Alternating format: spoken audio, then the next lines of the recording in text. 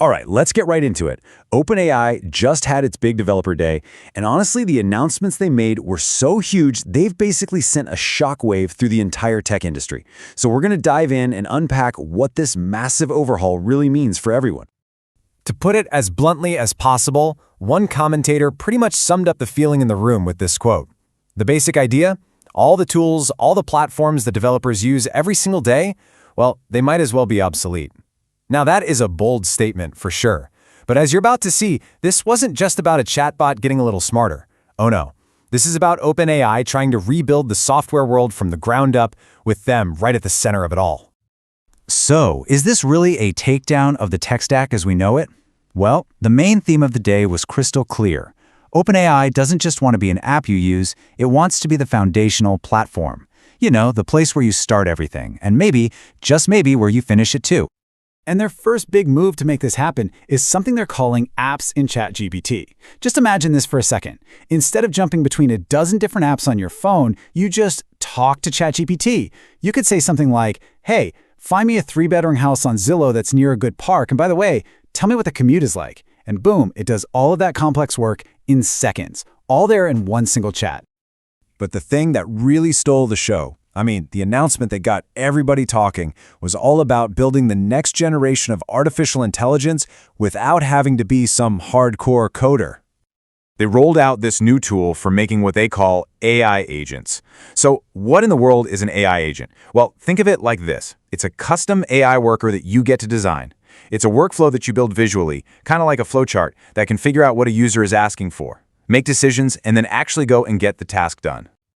And their demo of a travel agent makes this whole idea super clear. Look at this.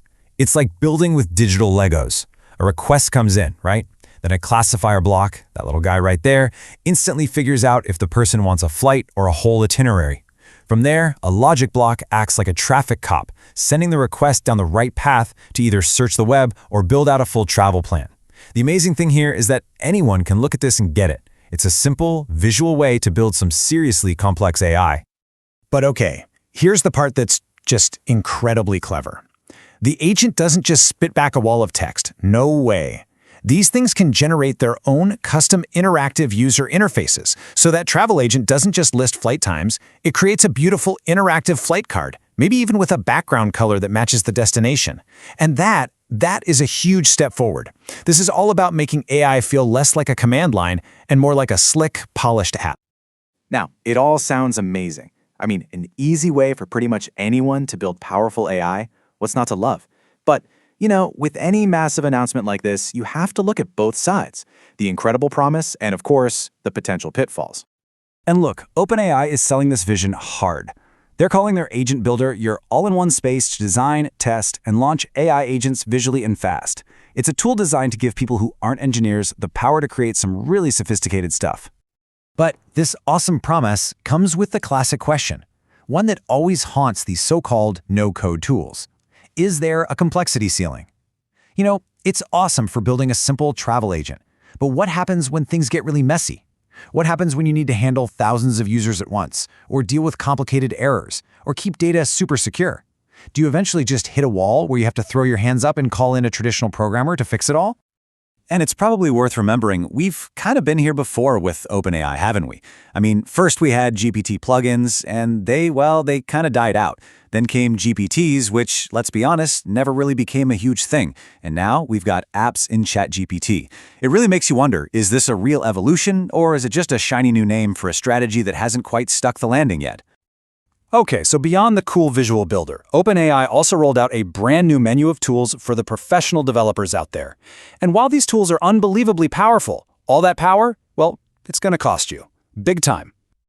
So let's just take a look at this new menu, because it tells a story. At the very top, you've got GP5 Pro. It's probably the smartest AI reasoning engine on the planet. The catch? It costs a jaw-dropping $120 for every million tokens of output.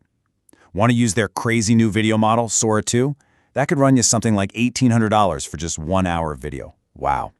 Now, to balance things out, they are offering cheaper mini models, but they come with a big trade-off in how powerful they are.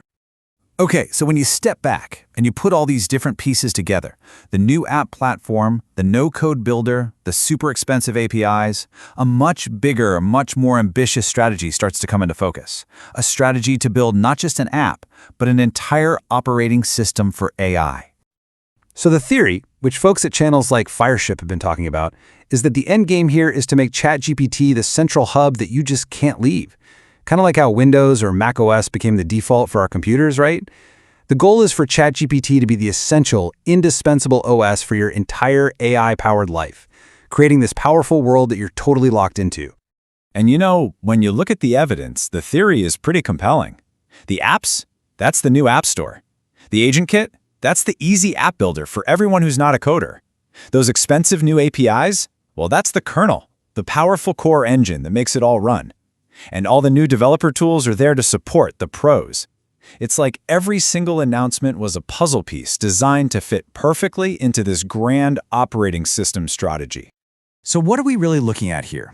Is this the birth of a brand new kind of operating system that's going to change how we use computers forever? Or is this just the next big turn of the AI hype cycle?